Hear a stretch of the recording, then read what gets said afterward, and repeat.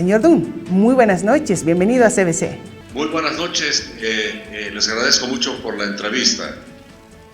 Nosotros encantados de su participación para hablar de un tema que está generando bastante controversia a nivel nacional y es razón de nuestra pregunta del día. ¿Usted considera que el modelo económico del movimiento al socialismo ha fracasado en nuestro país? Bueno, mira, yo soy un poco más drástico en eso y quiero poner como antecedente el porqué.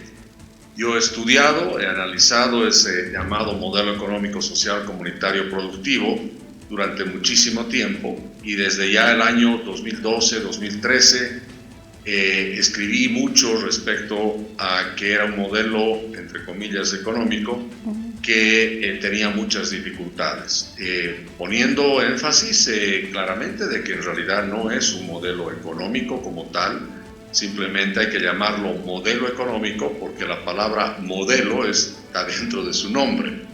Y había escrito mucho en el sentido de decir que era un modelo, repito, entre comillas, que nació agotado y tenía, por supuesto, una fecha de expiración. ¿Por qué? Porque se basa básicamente en la captura de excedentes, en este caso de la producción de gas, las exportaciones de hidrocarburos bolivianos, principalmente gas natural. Y eso iría al Estado para que el Estado lo pueda redistribuir a través de lo que llama sectores generadores de empleos y por el otro lado los bonos, Juancito Pinto, Renta Dignidad, etcétera, etcétera, para luchar contra la pobreza. Entonces, básicamente lo que buscaba este llamado modelo era capturar riqueza para redistribuirla. Y por supuesto, cuando tú no tienes ya más que redistribuir, más riqueza que redistribuir, que en Bolivia nunca ha habido realmente riqueza, has terminado simplemente redistribuyendo pobreza. Y cuando se te acaban los recursos, que eso pasa justamente en el año 2014, por eso yo siempre hablaba del modelo económico que tiene fecha de expiración, no sabíamos cuándo la fecha de expiración iba a ser, pero fue claramente en 2014 cuando de más de 5.000 millones de renta petrolera, esos ingresos caen a alrededor de 2.600 millones y no se han recuperado desde entonces. Entonces, en realidad es un modelo, entre comillas, que en realidad nunca funcionó porque nunca tuvo los suficientes insumos, digamos, para perdurar en el tiempo, porque un modelo económico tiene que perdurar y en vez de simplemente redistribuir riqueza, debería generar riqueza. Y es un modelo, por lo tanto, que nace ya con grandes defectos y esos defectos se acentúan después del año 2014. Y ante la situación económica que pasa el país, ¿qué alternativas tenemos que buscar? ¿Qué alternativas tenemos que nosotros optar para poder salvar por lo menos en algo y no lamentemos posteriormente las peores consecuencias? Bueno, mira, claramente lo que se tiene que hacer es crear un modelo económico de verdad. Y ese modelo económico tiene que principalmente, como decía, basarse no en la redistribución de la poca riqueza que hay, sino más bien en la generación de riqueza. ¿Y qué significa eso? Que se debe dar principalmente a los individuos la capacidad, la libertad y la seguridad jurídica para poder trabajar, poder producir, poder comerciar y por supuesto dentro de un marco, ¿no?, de seguridad jurídica. Entonces, si ustedes se dan cuenta, hoy en día no se puede trabajar tranquilos, no se puede comerciar porque hay precios que controla el gobierno, no te deja exportar, pone cupos a las exportaciones, no puedes trabajar tranquilo porque tienes una ley laboral totalmente contra el trabajador en vez de a favor del trabajador. ¿Por qué? Porque hace que la ley laboral, por ejemplo, es tan nociva que va, y digo, contra el trabajador, porque hace que la gente que hace empresa no quiera emplear gente, porque es una ley, repito, que va en contra de los intereses de hacer, obviamente, un emprendimiento, y eso al final repercute en que los empresarios no quieren contratar gente.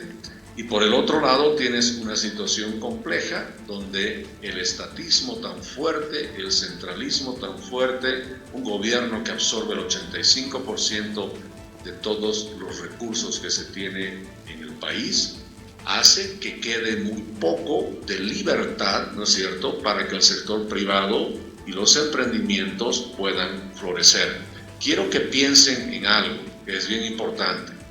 El gremialista que está allá en la esquina en la Ciudad del Alto, el cuentapropista, ¿no es cierto?, el que sea formal o informal, no importa, cualquier pequeño negocio que tenemos, y de esos tenemos miles, tenemos millones de negocios en todas las ciudades, cada uno de ellos es un pequeño empresario, es un pequeño emprendedor. Entonces estoy hablando de ese emprendedor, de ese empresario, que hay que darle todas las posibilidades de poder surgir. No hay que ponerle trabas a los emprendedores, hay que dejarlos surgir, hay que dejarlos trabajar en paz. Más bien hay que darles todas las ventajas para poder comerciar tranquilamente sin que tener que estar preocupados porque viene el Estado con corrupción, con impuestos, con persecución.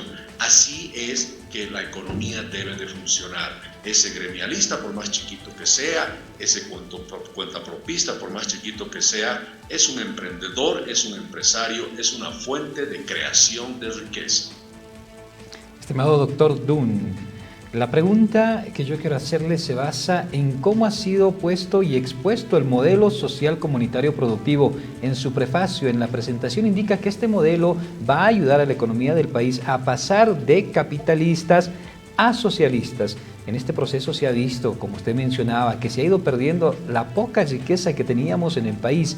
Ahora, ¿en qué se basa este análisis de que ha fracasado este modelo económico? Que, por ejemplo, en esta última contratación que hace el Estado con la empresa china, es la empresa china la que va a traer todo el capital, es la empresa china la que va a hacer la empresa, es la empresa china la que va a correr todos los riesgos. Entonces se está abriendo y se está rompiendo con este modelo desde el gobierno y se está aceptando el capital privado para poder empezar a hacer industria en el país. Entonces esto queda como un claro reflejo del fracaso del modelo que tenían. Bueno, otra vez, ese tipo de modelo socialista siempre está destinado a fracasar. ¿Por qué? Porque se acaban los pocos recursos que hay y como se encargan solo de redistribuir lo poco que hay, obviamente cuando te encargas solo de redistribuir y no de generar, tarde o temprano ese modelo va a terminar. Por eso, alguien decía, el socialismo termina cuando se acaba la plata de los demás, ¿no es cierto? Entonces ahora se acabó la plata, se acabó el gas y por lo tanto este intento de burdo de socialismo que se ha tratado de implementar en Bolivia ha llegado a su final, ¿no? Entonces, porque el socialismo es dilapidar la poca riqueza que hay redistribuyéndola. Entonces, y vemos todos los ciclos económicos en todos los países del mundo, y lo hemos visto en Bolivia también. Cuando empieza a haber una gran cantidad de recursos, es cuando aparece el socialismo, para redistribuir esos recursos.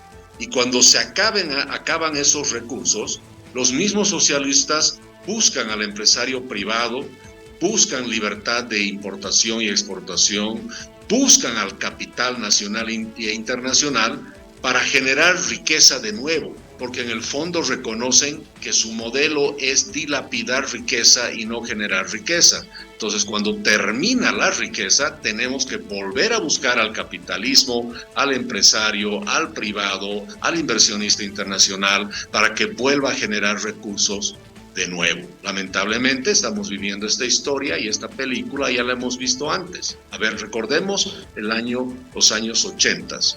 Hasta 1985 tuvimos mucha inestabilidad económica y política por la UDP, la Unión Democrática y Popular, que era la amalgama de varios partidos, incluido el Partido Comunista, socialistas y toda la izquierda boliviana.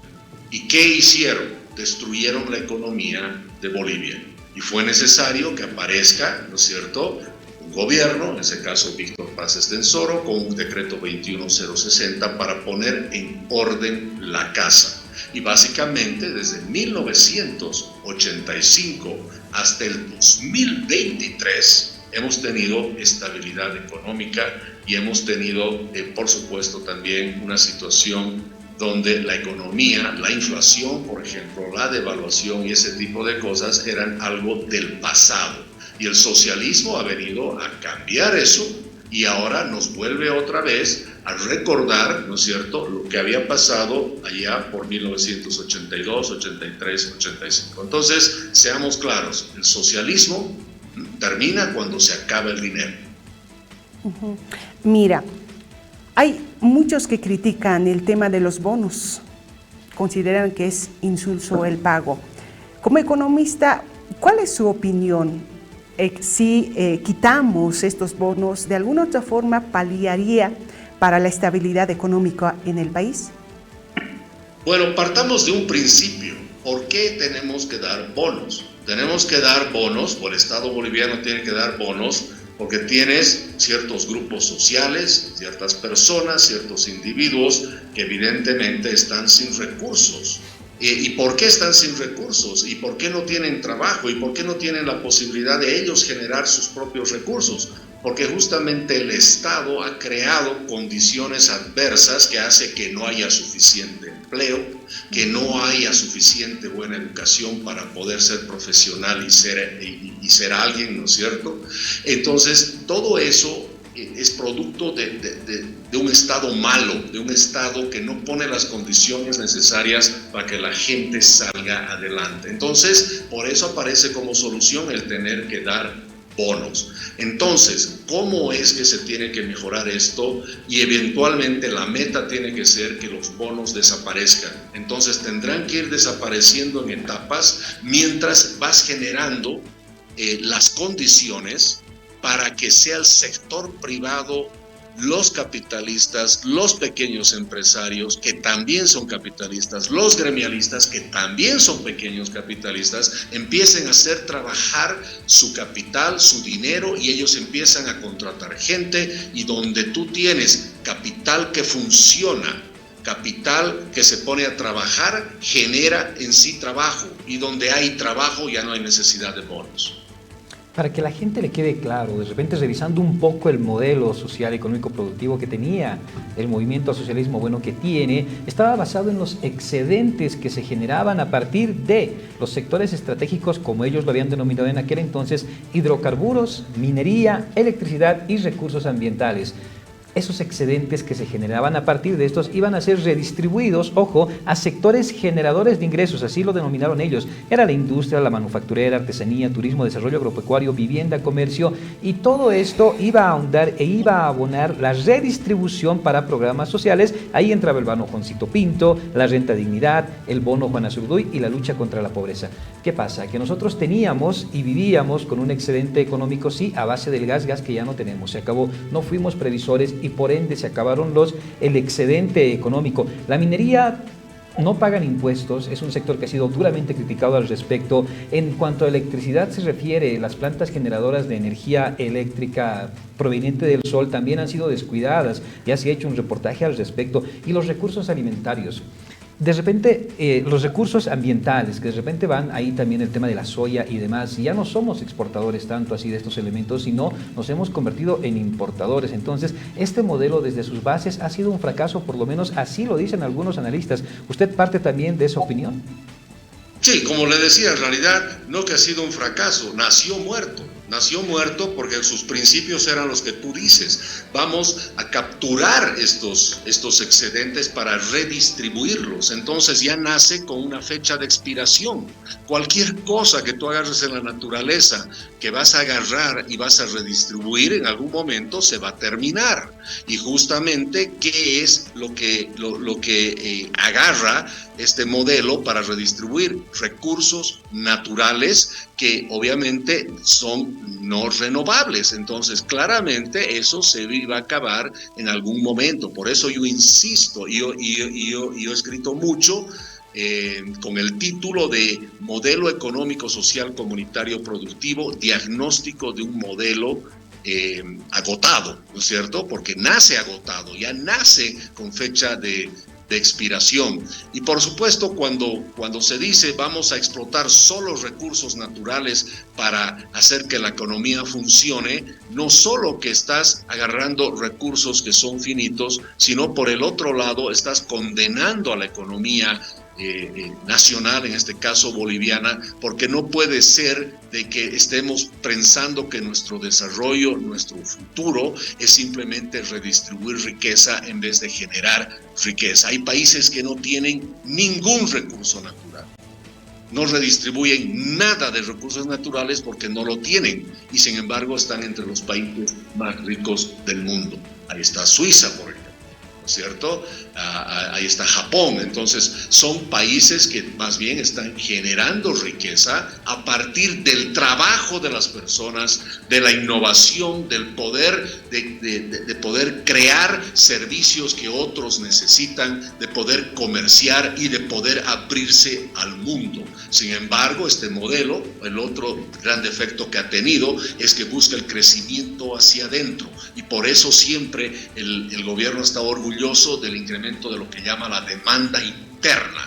Ellos están preocupados de que un boliviano le venda, es decir, un empresario boliviano o un emprendedor boliviano le venda a otro boliviano y nunca nos vamos a hacer ricos vendiéndonos cosas entre pobres. Entonces, por eso, un verdadero modelo económico no solo genera riqueza, sino hace que un boliviano le pueda vender al mundo. Es decir, tenemos que hacer que Bolivia vea que su mercado no es Potosí, no es Oruro, y el ciudadano gremialista cochabambino no crea que simplemente el mercado es vender algo en Santa Cruz. Tienen que ver todos que el mercado de los bolivianos es el mundo.